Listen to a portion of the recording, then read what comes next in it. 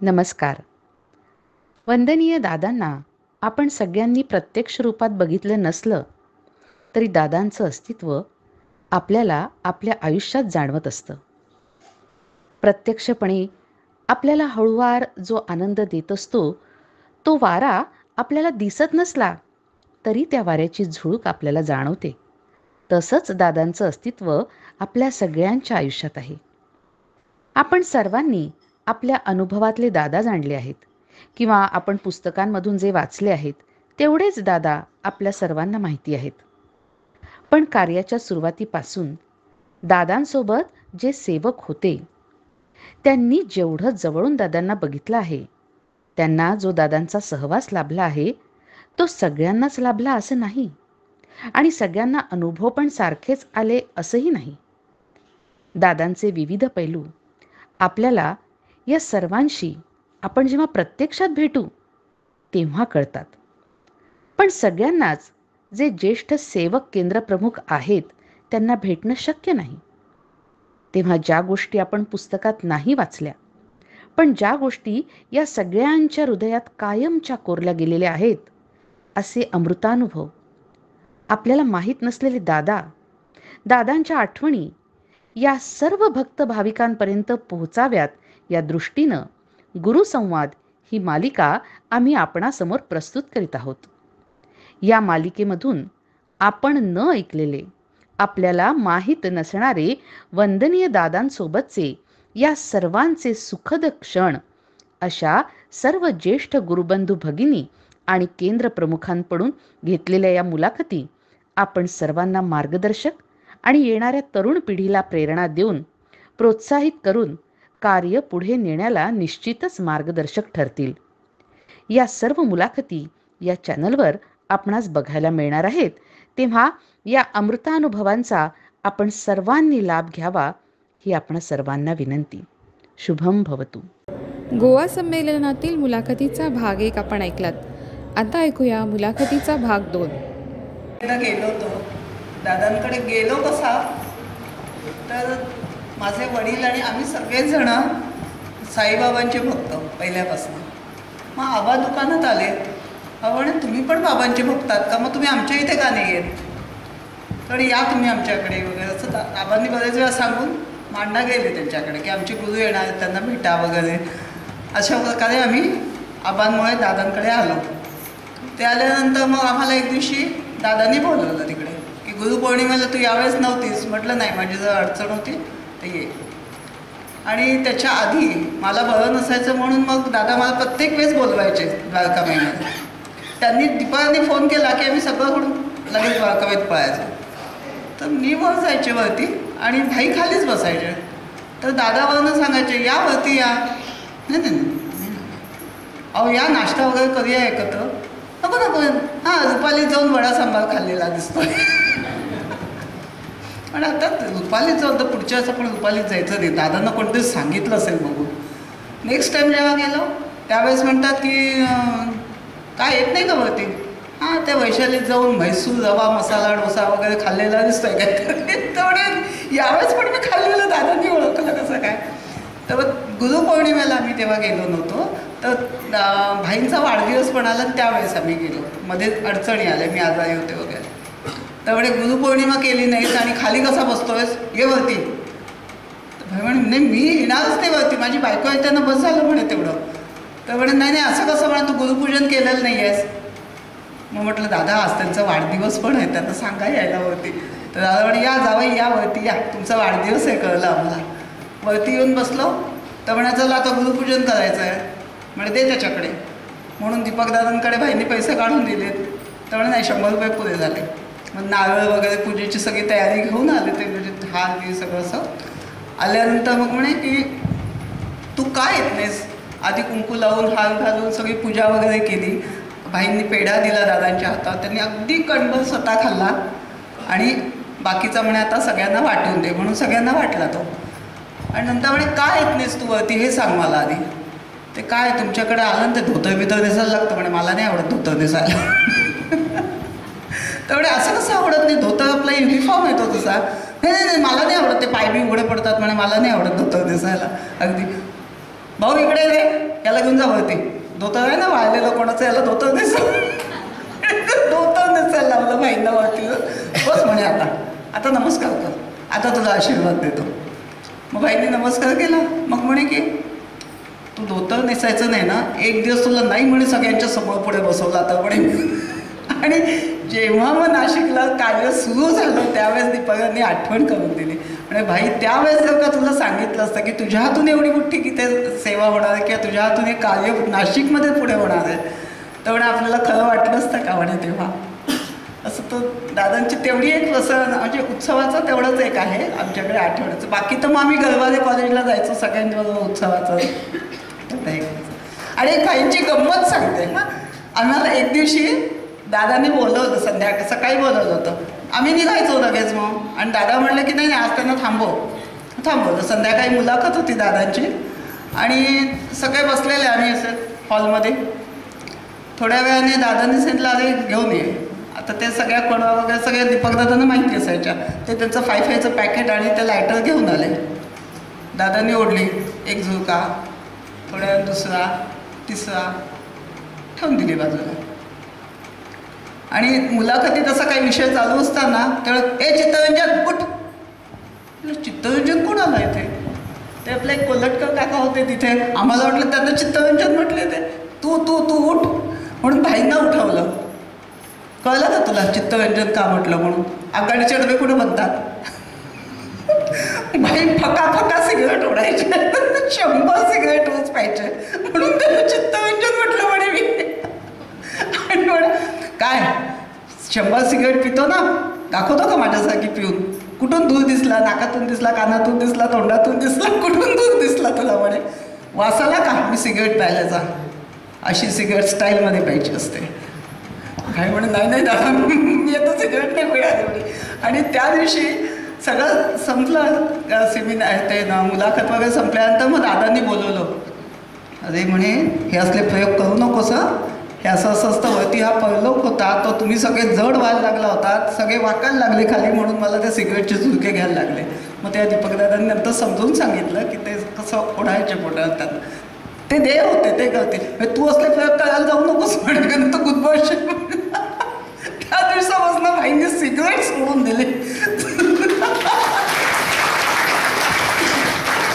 एक फक्त प्रसंग होतो मामांच्याबद्दलचा आहे म्हणून सांगतो. दीपदादांच्याबद्दल 1993 साली मामा तिथं द्वारकामध्ये आले होते. 93 आले होते पुण्यामध्ये. आणि त्यावेळेला उधवाडे पण आले होते. तर त्या द्वारकामाईमध्ये बाहेरच्या बाजूला दीपदादा, नंतर उधवाडिया, मामा, मी आणि यशवंतकडे असा आमचा फोटो काढलेला माझ्याकडे फोटो आहे त्यावेळेचा. त्यानंतर तुम्ही सातारला गेला होता आणि भैरवनाथचं दर्शन घेतलं. आठवते का तुम्ही? द्वारकामध्ये सातारला भैरवनाथच्या दर्शनाला लागला त्या SP कुलकर्णीकडे. हां. आणि दादांचा एक प्रसंग सांगतो की माझे वडील होते ते 90 साली ते गेले. त्यांची इच्छा खूप होती की काशी यात्रा करायची. त्यांना काही जमलं नाही. मग शेवटी मी दादाने विचारलं माझी आई आहे तर आईला घेऊन जाऊ का? तर त्यांचं पत्र आलं की तिथं कुठलाही विधी करायचा नाही काय नाही, फक्त जाऊन या. मग त्यामुळे दर्शन घेतलं. तिथं काय केलं, हरिद्वारला गेलो. काशीला काय आम्हाला पाणी काय बरं वाटलं नाही ते काही गंगेचं. हरिद्वारला स्वच्छ गंगा होती. ती कॅन असे 2-3 भरून घेतले.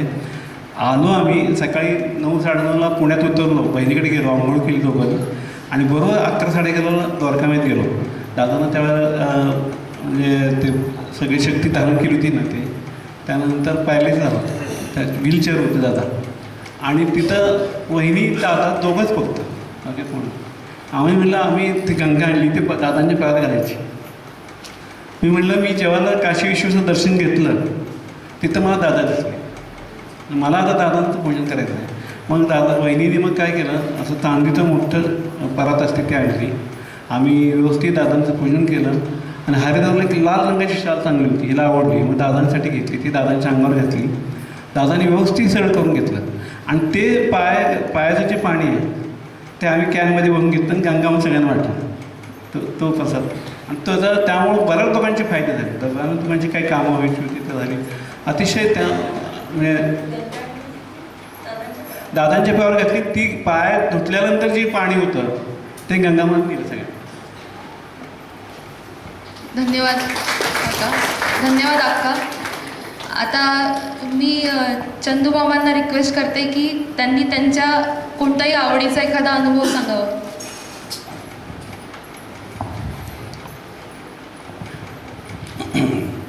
ये मार्ग में मेरे साथ सब अलग ही अनुभव होते हैं. मैंने कभी दादा को सगुण रूप से देखा नहीं. हिंदी करते ना सगळ्यांना. मेरे नसीब में दादा सगुण रूप से सामने आए ही नहीं. मैंने उनके दर्शन निर्गुण रूप में देखा. 1985 से मेरी और मेरी बीवी की इच्छा थी कि हम दादा को आके मिले, मगर हमेशा उस समय दादा किसी को मिलते नहीं थे और मैं हमेशा कॅनडा से फ़ोन करता था की दादा हमको आके आपको मिलना है. फोनवरती त्यांचा आवाज मी ऐकला, पण दीपकभाई नंतर मला सांगितलं दीपकदादांनी की you are the only sevak where Dada wanted you to enjoy the nirgun energy. So I never saw Dada's physical body. मगर मुझे कभी रंज भी नहीं हुआ कि मैंने दादा को कभी फिजिकल बॉडी में मैं नहीं देखा, क्योंकि दादा ने जितना इन लोगों के ऊपर हाथ रखा है वात्सल्य का, वही हाथ उन्होंने निर्गुण रूप में मेरे ऊपर रखा. मगर मेरे पास ऐसी कोई उनकी मेमोरी नहीं है. और मेरे सद्गुरु के लिए मैं इतना ही कहूँगा, हमें जो तुम्हारा सहारा न मिलता, भंवर में ही रहते किनारा न मिलता. हमें जो तुम्हारा सहारा न मिलता, भंवर में ही रहते किनारा न मिलता. किनारे पे भी तो लहर ला डुबोती, अगर तुम न होते, अगर तुम न होते. हमें और जीने की चाहत न होती, अगर दादा न होते, अगर दादा न होते. यही मेरे साथ मेमोरी है. Thank you. चंदू मामा चांगले गायक आहेत. हे ह्या भागात यायच्या आधी कॅनडा जायच्या आधी मुंबईला त्यांचा मोठा ऑर्केस्ट्रा होता. सुंदर गायक. धन्यवाद चंदू थँक्यू. मामा. मगर दीपक दादाची एक मस्त माझ्याकडे हे आहे. हाँ नहीं, त्याच्या अगोदर पादुका लाने से पहले वो अनुभव मैं और दीपक भाई जानते थे. 93 में स्थापना शुरू हुई, यानी केंद्र की स्थापना हुई. और 94 में मुझे उन्होंने, आई थिंक 94ला आम्ही तुमच्याकडे आलो माहिती. हाँ, तो 94 में मैं, मेरी वाइफ और हम बच्चों के लेके हम द्वारका माई गए थे. उन्होंने बुलाया था. हाँ, तो हम लोग सवेरे साधना कर रहे थे और दीपक भाई मेरे आगे बैठे थे, मैं दीपक भाई के पीछे था. साधना में हम सबके आँख जो थे बंद थी. उसी बंद आँख में मैंने दीपक भाई को टर्न होते हुए देखा. यानी हम अभी दीपक भाई के आमने सामने हो गए. मैं ऐसे बैठा था, दीपक भाई ऐसे बैठे थे. साधना में दीपक भाई टर्न हो गए. ये मुझे सब बंद आंखों में दिखता है. और दीपक भाई टर्न होने के बाद उनकी छाती में से एक वाइट बीम जो निकला वो सीधी मेरी छाती में आया. तो मैं इतना डर गया कि मैंने फटाक से आँख खोल डाली, क्योंकि ये दृश्य मैंने कभी ज़िंदगी में महसूस नहीं किया था. तो मैंने सोचा कि एम आई ड्रीमिंग और इज इट रियलिटी. तो जब मैंने फटाक से आँख खोली तो सचमुच दीपक भाई की पोजीशन मेरे सामने थी, मगर वाइट बीम जो इनविजिबल था वो आँख खोलने से वो दिखाई नहीं दिया. उस समय दीपक भाई, मैंने जब आँख खोली तो दीपक भाई ने मेरे सामने देख के मुझे क्या बोला, एंजॉय द ब्लिस. ये मोमेंट मरते दम तक मैं भूलने वाला नहीं। वही आशीर्वाद मुझे ज़िंदगी में उस समय 94 में मिल गया, दादा के घर में। I thought I share it with you. Thank you. त्यांनी आता ते वाईट हे सांगितलं त्याप्रमाणे 68 साली कराडला केंद्र सुरू झालं. दादा आरती करत होते आमच्या दत्त मंदिरामध्ये, आता जिथे केंद्र आहे तिथे. आणि दादा आरती करता करता काय झालं, एकदम अशी त्या पादुकातून 2 ज्योती आल्या, ज्योती अशा दत्ताच्या पादुका जागृत आहेत आमच्या कराडला. आणि त्या दोन्ही ज्योती दादांच्या डोळ्यात गेल्या आणि दादा असे आडवे पडले, अशी झाली. म्हणजे ती शक्ती ती दत्त पादुकातली ती त्यांच्यात धारण झाली. तर म्हणजे आम्ही बघितले म्हणून सांगतो. हे दादानं के दत्ताचे अवतार होतेच 100%, आणि दत्तात्रयाच्या त्या पादुकाच्या ज्योती त्यांच्यात गेल्या. दीपदादाचं काय म्हणजे हे होते, म्हणजे काय हातात का म्हणायची पोरी किंवा त्यांनी एक लेख दिला होता की सूर्य म्हणजे दादा आणि चंद्र म्हणजे दीपदादा. सूर्याचा प्रकाश आपण बघू शकत नाही, पण चंद्राच्या शीतल प्रकाशामध्ये आपण जाऊ शकतो. तसं दीपदादांच्याकडे गेल्यानंतर एवढं प्रेम मिळायचं की ते दादांना भेटल्यापेक्षा जास्त आणखी त्यात मिळायचं. कारण दादा म्हणले होते, दीपकसारखे मला 5 जर व्यक्ती मिळाल्या तर मी कार कुठे नेईन कार्य. आठवत आहे का तुम्हाला? दादा असं म्हटलं होते, जेव्हा दीपकदादांना पत्र पाठवलं होतं त्यांनी लंडनमधून, त्या म्हणले होते की राजे म्हटले त्यातमध्ये, तुम्ही जर तिथं असतो पुण्यामध्ये तुला मिठी मारली होती. हे दीपकदादांच्या त्यांचं खूप त्यांचं प्रेम होतं आणि ते कार्यामध्ये दीपकदादांचा सहभाग पण फार मोठा होता, योगदान मोठं होतं. इंजिनियर असूनसुद्धा ते दादांच्या गाडीवरतीच होते, ड्रायव्हिंग करायचं सगळं, आणि दादांच्या कार्यामध्ये 100% सहभाग होता. नाही तर ते पायलट मला निघाले होते, पायलट म्हणजे इंग्लिश मिडियमला शिकत होते. दादा म्हणले त्याला माणसं मारायला पाठवायचं नाही, माणसं जगवायचीत आणि माणसांना आशीर्वाद द्यायसाठी त्याचं कार्य. दादांनी त्याला तिकडे जाऊन दिलं नाही पायलटच्या ह्याच्यात. दीपदादांच्या पण खूप आठवणी आहेत. धन्यवाद.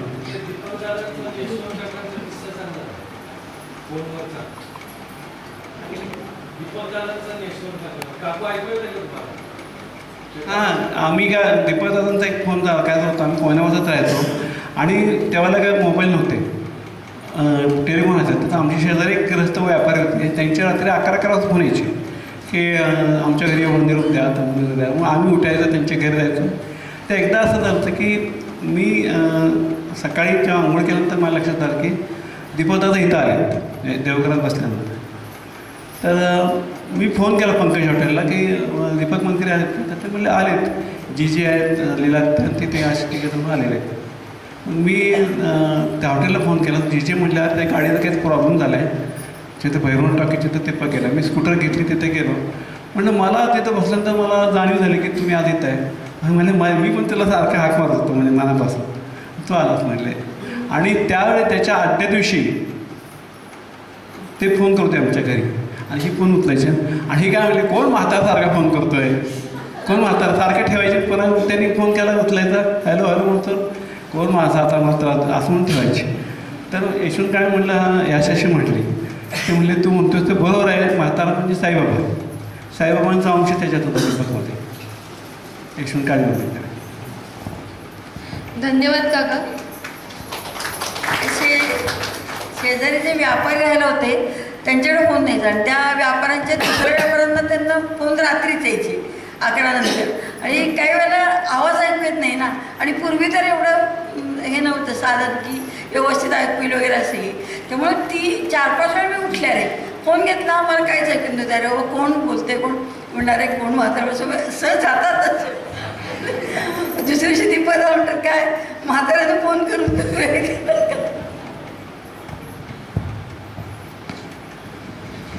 धन्यवाद काकू.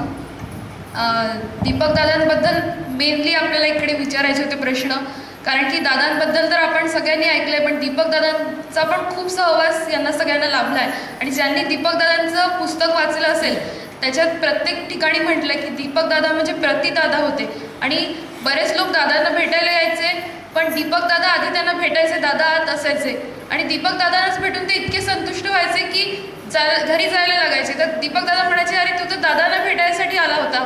तेव्हा त्याला कळायचं की दादांना जे भेटायसाठी आपण आलो होतो ते सगळं दीपकदादांकडून आपल्याला मिळून गेलं. तर एका गाण्याच्या ओळी मी इथे म्हणजे तुम्हाला सांगते की दीपक दादांना अगदी योग्य त्या लागू होतात.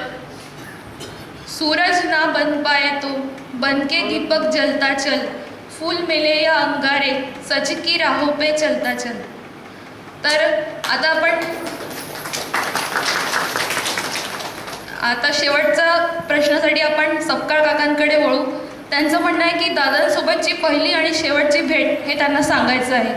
तर त्यांना मी विनंती करते की त्यांनी त्यांचा अनुभव सगळ्यांसोबत सांगावा.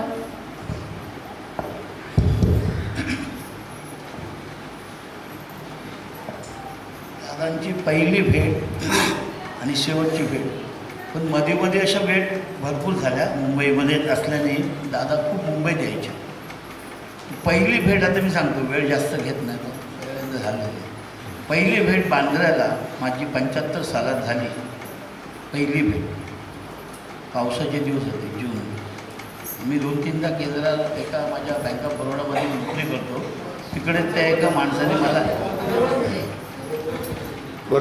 बँक ऑफ बरोडामध्ये मी नोकरी करतो. तिकडे त्या एका माणसाने दादांचा बांद्र्याच्या केंद्राचा ॲड्रेस दिला आणि मी 3 वेळ तिकडे, पाऊस भरपूर पडत होता तरी 3 वेळ जाऊन आलो. दादा आले नाही. विमान वगैरे कॅन्सल झालं का, पुढे पावसामुळे विमान वाहतूक बंद होती. तर परत 4थ्यांदा मी गेलो तर दादांची भेट झाली. 5:30ला नंबर लावायला लागायचं तिथे जाऊन, एवढं गर्दी असायची. दादा येतात हे कळलं काय. तर तिकडे गेलो मी, तर रामभाऊ होते आणि आणखी एक सेवक होता. 2-3 सेवक होते. दादा पूजा करत होते, बाबांच्या फोटोला फुलं लावत होते.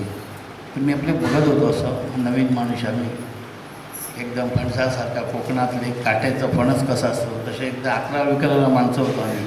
पण आम्हाला ते दादाने एवढं प्रेम तिकडे दिला. कामकाज चालू असताना जवळ माझ्या बायकोचा नंबर आला, तर काय त्या सगळं काय स्टोरी सांगितली. त्याच्या काय अंगात हे होतं, काहीतरी अशी बाधा होती. तर मग तिने सांगितल्याबरोबर दादा बोलले तिला तामण द्यायचं. तर स्वतः दादा उठले, स्वतः उठून कामकाज बंद करून जाऊन त्या आतल्या बांद्र्याच्या रूममध्ये केंद्रावर दादाने तामण दिलं आणि परत कामकाजला बसले. परत थोड्या वेळाने 1 तासांनी काय अर्ध्या तासांनी उठले गेले. ते बघितलं तामान वगैरे, मग त्या तामांची पुष्टीकरण करून सांगितलं असं असं काय. मग तिकडे ही पहिली भेट दादांची. त्याच्यानंतर आता आठवण सगळी येत नाही तरी पण सांगतो, कल्चरल माटुंग हॉलमध्ये दादांनी काय प्रज्ञावस्था प्राप्त झाली ती काय, ज्यावेळी दादाने काय सांगितलं आहे ते सांगतो. स्वतःच्या तोंडाने दीपक दादा होते. दादा आणि दीपक हे काटाशापासारखे होते. म्हणजे रुपया कसं असतं, इकडे दादा इकडे दीपक, इकडे दादा इकडे दीपक. या मुलीने सांगितलं ते बरोबर आहे. दादा एकदम, दीपक आणि दादा हे एकच होते. दीपक आणि दादा हे एकच होते. दादांचं सगळं काम दीपक बघायचे. त्याच्याकडं कल्चरल माटुंगा हॉलमधले प्रज्ञावस्था प्राप्त झाली त्यावेळी बाबा आलेले. आम्हाला काय कळलं नाही दादांच्या अंगात बाबा आलेत ते. दीपकने सांगितलं त्यावेळी आम्हाला कळलं. मी त्यावेळी व्हॉलेंटियर होतो, सेवक नव्हतो. तर दीपकने सांगितलं माझं काम म्हणजे काय, पेढे वाटणं ते असं वगैरे कामं रामभाऊ सांगायचे तसे करायचे. तर ते बाबा आले आणि नंतर प्रत्येक जे 500च्या काय वर आसपास माणसं होती त्यांच्या प्रत्येकाच्या पाठीवर नमस्कार केला तर असं दादा थाप मारायचे आणि एवढा आवाज यायचा की घुमायचा तो आवाज एवढे. आणि किती 2 तास काय चाललेलं ते सगळं. कोण आपापल्या नातेवाईकांना फोन करून मी बोलवलं आशीर्वाद घ्यायला. मग सगळं ते आशीर्वाद झाला. त्यावेळी त्याच्या सेमिनार चालू होतं आधी. त्याच्यावर त्यावेळी सांगितलं दादानी, ओम श्री साईनाथाय नमः हे तुम्ही सोडू नका, कारण हा मंत्र जगाला तारणार आहे. तर तुम्ही भले तुम्हाला ढबुला मिळेल की ढबुला न मिळेल तरी ओम श्री साईनाथाय नमः सोडू नका, त्याच्यात तुम्हाला सगळं मिळणार, असं दादांनी त्यावेळी सांगितलेले शब्द आठवते. अशा दादांच्या भरपूर सेमिनार ते कल्चरल माटुंगा हॉलमध्ये झालेले आहेत.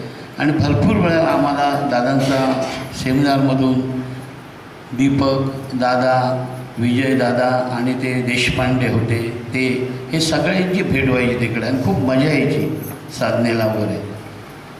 असं करता करता आणि आता लास्टची भेट सांगतो मी, कारण मला असं जास्त मी असं कधी बोललेलं नाही, त्याच्या कारणानं लास्टची सांगतो. दादा आईचा प्रेम द्यायचे. माझ्या स्वतःच्या आईने बी मला एवढं प्रेम नाही दिला एवढे दादा. आता आम्ही कोण, कुठले कोण, काय ओळख नाही, देख नाही, तरी एवढा प्रेम देणारा गुरु ह्या जगात जन्मालाच येणार नाही. आणि आत्ता जे गुरु आहेत ते खाली कागदी गुरु आहेत. त्यांच्याकडे 1-2 दीक्षा असतील, तेवढंच असतील ते, नंतर पुढे कार्य चालेल की नाही त्यांचं माहीत नाही. पण दादा हे गुरु जे आहेत ना, ज्यांना ज्यांना दादा मिळाले ते भाग्यवान आहात तुम्ही. आणि दादा भले द्वारका माहीतमध्ये मला बोलवायचे का, पहिली मुंजबंधन होती ती द्वारका माहीतच व्हायची, बाकी कुठे मुंबईला व्हायची नाही. तर मला तिकडून मला बोलवायचे कशासाठी, धोतर नेसवायला. मग मी तिकडे शिडी आहे तिकडे धोतर नेसायचं सगळ्या नवीन लोकांना. अजून एक मनुष्य होता, आता मला नाव नाही माहिती, पुण्याचा. असे दादा तिकडे मला बोलवायचे. मग दादांकडे 15-15 दिवसांनी जायची गाडी पकडून दादरवरून सवय लागली मला. मग काय नाही काय असं ते निमित्त करून मला तिकडेच खेचला जायचो. अशी माझं जीवन होतं. कुठेही केंद्र नवीन ओपन असेल तर तिकडे जायचो. तर लास्टची भेट दादांची सांगतो तुम्हाला. मी बँक ऑफ बरोडात नोकरी असताना मंत्रालयाच्या आणि हायकोर्टाच्या मध्ये एक मैदान आहे, ओल मैदान, त्या मैदानामधून मी जात होतो मंत्रालय साईडला. तर तिकडे 3 वाजलेले मला. तर तिकडे एक मनुष्य भेटला बँकेतला. अरे तुझ्या काहीतरी गुरु वगैरे ते त्यांचा काहीतरी झालं आहे पुण्याला, ते तो फोन आलेला कोणाचा तरी, तुला बँकेत शोधत होते. मी तसं धावत बँकेत आलो. माहिती ज्या माणसाला फोन आला त्याला भेटलो. ती माहिती मिळाली मला दादांची. मग घरी फोन करून सांगितलं मी असं येत नाही, मी पुण्याला जातो. आता पुण्याला जाणार कसं, त्यावेळी एकच रस्ता होता घाटातून पुण्याला जायचा, दुसरा रस्ता नव्हता. आता कशी भरपूर सोय आहे. तर माझा मित्र होता, तो मला सोडायला आला विटीला. तो बोलला तुम्ही आता ट्रेनमध्येच जा. तर ट्रेनमध्ये इमर्जन्सी तिकीटासाठी लाईन लागते. 20-25 लोकांची लाईन होती, 30 लोकांची. तर मी ते लाईनला उभं राहिलो. ती लाईन थोडी चालली आणि नंतर बंद झाली, तिकीट संपल्या.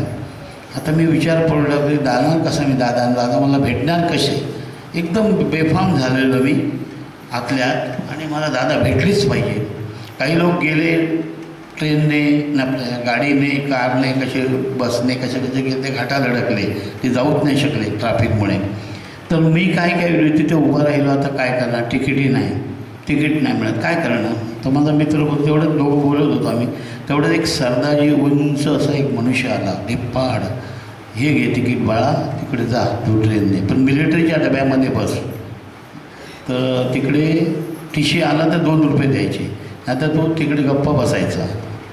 तर तिकीट आणि ते घुरी पडली तिकटीला, खेचून घेतले दोघं तिघांनी. ते एकदम तो गरम झाला, सरदाजी उंच होता ना, तर गरम झाला, तो अंगावर गेला त्याच्यात. चलो तिकीट लाव, तुमको नहीं देना है काय मेरे को, ये बंदा को देणे का है. तर मला तिकीट दिली. त्यावेळी मी समजलो की मला दादाने तिकीट दिली. तिकीट घेतलं, ट्रेनमध्ये बसलो, शिवाजीनगरला उतरलो आणि द्वारकामाईकडे रिक्षाने गेलो. तर दादांना घेऊन गेलेले वैकुंठ, तिथेकडे वैकुंठ. आता वैकुंठ कुठे आहे मला माहितीच नव्हतं पुण्याचं, मी कधी गेलो बी नव्हतं, मुंबईतला माणूस. तर मी रिक्षाला बोललो वैकुंठ की जरा उधर चलो. तर तो तिकडे घेऊन गेला तो. तर असं 4-5 लोक असे तिकडे पेटत होते. तर ते मतलब हे आपला कोई आदमी दिखता नाही इधर. त्याला सांगला पुढे झाला आणखी पुढे गेलो, आणखी खूप मोठं ते वैकुंठ आहे. गेलो पुढे तर तिकडे एका ठिकाणी गर्दी दिसली. ते एकदम सगळे आपलेच लोक दिसले मला. तर मी तिकडे गेलो, रिक्षा थांबली आणि गेलो पुढे. गेलो तर तिकडे सगळे बोलले. जो वल्लभ शेठ होता, त्या मेन आतल्या ह्याच्यामध्ये विधी चाललेली तिकडे दादांची. वल्लभ शेठ, अरे सकपाल आला, त्याला घ्या सकपाल. मग मला आतमध्ये घेतला. सगळे बोलले, सगळ्यांनी मला आतमध्ये डायरेक्ट घेतला. मग दादांना इकडे पुण्याला शेंडीने हे करतात, तर दादांना तिकडे ठेवलेलं. तिकडे मला मी फुलं नेली, तिथे ठेवली पायाकडे काय कुठेतरी, आणि तिथं बसलो. तर मला तिकडे सगळे विधी होईपर्यंत बसवलं. ते सगळं झाले, विधीवर सगळ्या गोष्टी झाल्या आणि मग तिथे डिक्लेअर केलं सगळ्यांनी द्वारकामाईत यायचं आहे, जायचं नाही घरी. तर सगळे लोक अख्ख्या महाराष्ट्रातून कुठून आले, सगळे लोक पुण्याला आले. अख्खं द्वारकामाई भरलेली आणि रस्त्यावर माणसं उभी होती भरपूर. मी बी रस्त्यावर उभा होतो आणि तिकडे डिक्लेअर केलं की सगळ्यांनी चहा पाणी नाश्ता केल्याशिवाय पूर्ण सोडायचं नाही. तर त्या डिक्लेअर झाल्यावर तिकडे सगळं जायची तयारी सगळ्यांची. आता तेवढ्यात देवधर नावाचे एक ग्रस्त आहे, गुरुबंधू पार्ल्याला राहतात, ते आले आणि मला म्हणले, सखपा तुला आतमध्ये बोलवत आहेत. आत मला असं पकडलं त्याने असं, आणि मी जायला बघत नव्हतं ना, असं पकडलं घेऊन गेलं आतमध्ये. तर डायरेक्ट मला आतमध्ये किचनमध्ये नेलं. किचनमध्ये तिथे विजय दादांचा मुलगा विजय दादा बसलेला आंघोळ करून. तेवढ्यात मला तिकडून घेऊन गेलं. माझी आंघोळ नाही, काही नाही. तर रामभाऊच्या बायकोने आणि तिथे काय लेडीज कोण होत्या, तर त्यांनी चहा बनवली. तर एक विजयदादाला कप दिला, दुसरा मला दिला. देवधरना बोललं तुम्हाला अर्धी देऊ काय? देवधर बोललं नको देऊ. मी घेतली ती चहा मला का दिली अजूनही माझा प्रश्न सुटलेला नाही. अशी गुरु भेट आहे. आणि अनेक अशा गोष्टी आहेत, मला आता आठवण येत नाही, माझं मन भरून आलेलं आहे. ते मी आता हे करतो. अशा गोष्टी आहेत दादांच्या. रात्रभर झालेल्या गोष्टी समजा. आता इथे काय झालं, इथे माझ्यावर जरा टेन्शन आलं आहे, नाही तर मी विसरतो आहे सगळं. नाही तर मला खूप दादांच्या गोष्टी आहेत माझ्याकडे. धन्यवाद काका. आता संयोजकांची जर परवानगी असेल तर शेवटचा एक प्रश्न घ्यायचा. शेवटचा एक प्रश्न मला लोमटे काकूंना विचारायचा आहे. असा बऱ्याच जणांची इच्छा असेल की दादांच्या आवडीनिवडींबद्दल सांगा. म्हणजे दादांचा आवडता रंग, आवडता पदार्थ, आवडते वस्त्र, आवडती आरती, जे तुम्हाला माहिती असेल त्याच्याबद्दल सांगा.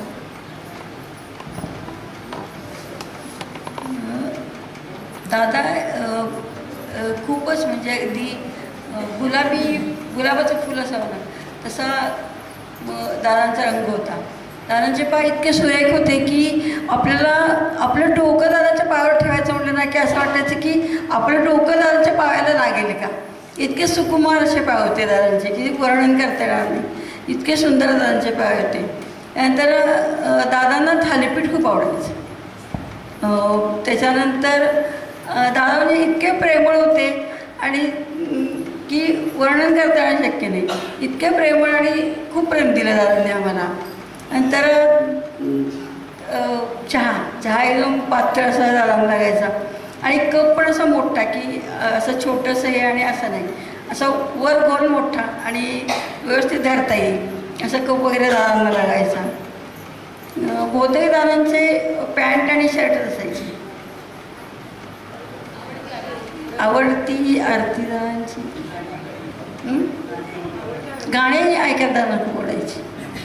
हृदकमल कर्णिके माझी ती पंतांनी जेव्हा त्यांना तिथे अर्पण केली होती त्यांनी. ज्यावेळी दादा चक्कीपीठ स्थापन करायचं होतं जायच्या आधी त्यांनी ते आरती तिथं पंतांची तर म्हटली, त्यांना अर्पण केली हृदकमल कर्णिके माझी. सगळा विधी झाल्यानंतर येताना मग ती पंतांच्याकडून परत घेतली. आणि ह्याचा एक प्रसंग सांगतो हवनाचा. पहिलं हवन होतं वाडीला 1978 साली. आणि तिथं अग्नी तयार करायच्या वेळी काय असायचं, अग्नीने कापूस ठेवायचा आणि असे रवीसारखे लांब हे असायचं, ते दोरीने घुसवायचं असतं दोन्ही बाजूला. तर बराच वेळा ते रामभाऊ आणि लक्ष्मणराव दोघं ते घुसवत होते, असं दोरीने घुसवत होते. पण ज्यावेळी अग्नी तयार होत नव्हता त्यावेळेला दीपक दादा काय म्हणले, मी ते तयार समजा तुम्ही आणि मग घुसवा. मग ते अग्नी पेटला. मला तुम्ही इतर वेळा घुसवून होता तुम्ही तसं आत्ता ह्या इथं सुद्धा मी दीपक आयमध्ये सांगता याचे रॉड येतो आणि दोरी वगैरे करा. संमेलनाच्या मुलाखतीचा भाग 2 आपण ऐकलात. भाग 3 आपण लवकरच प्रक्षेपित करणार आहोत, तरी सर्वांनी नक्की बघा. अशाच अनेक सुंदर मुलाखतींसाठी गुरुसंवाद या चॅनलला सबस्क्राईब करा. अनेक लोकांपर्यंत गुरुसंवाद पोहोचवा.